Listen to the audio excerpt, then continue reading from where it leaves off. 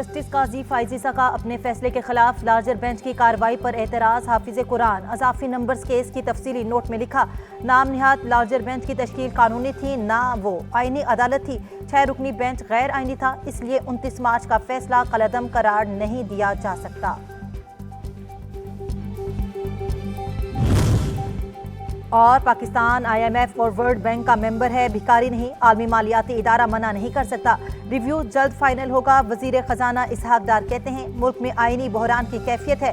दौरे अमरीका वजीर आजम के कहने पर मुलतवी, वाशिंगटन की मीटिंग्स में वर्चुअल शिरकत करूंगा।